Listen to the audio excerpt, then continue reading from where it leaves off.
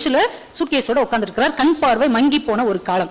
அவரை பார்த்தோன்னே இவருக்கு அடையாளம் தெரியுது. அவர் காலை தொட்டு கும்பிட்டு, ஐயா நல்லா இருக்கீங்களா, நான் தான் கவிஞர் வாலி. அப்படியே கையை தடவி பிடிச்சிக்கிட்டு, நீயாப்பா நல்ல பாட்டு எழுதுறப்பா, நல்லா இருக்கியாப்பான்னு கேட்கிறார். நல்லா இருக்கேன், நல்லா இருக்கேன்ட்டு இவரை எங்க போகணுமோ அனுப்பி விட்டுட்டு இவர் அந்த பெஞ்சிலே அதிர்ந்து போய் உட்கார்ந்துருந்தாராம். ஏன்னா அதே ரயில்வே ஸ்டேஷன்ல அந்த மனிதர் ஒரு காலத்தில் சூப்பர் ஸ்டாராக இருந்த போது அந்த ரயில் அவர் வந்தார்னா 10 நிமிஷம் ரயில நகர்த்த முடியாத அளவுக்கு ரசிகர்களும் ரசிகைகளும் வந்து அவ்வளவு கூட்டமா மொய்ப்பார்கள். இன்னைக்கு அதே ஸ்டேஷன் அந்த மனுஷர் உட்கார்ந்து இருக்கிறாரு. அவர் யாருக்கும் அடையாளம் தெரியவில்லை, அவராலும் யாரையும் பார்க்க முடியவில்லை. அவர் தான் எம்.கே. தியாகராஜ பாகவதர். டாக்ஸி வந்தம்மா நம்ம சாவித்திரி அம்மா, சிகரெட் கேட்டவங்க சந்திர பாபு அவர்கள்.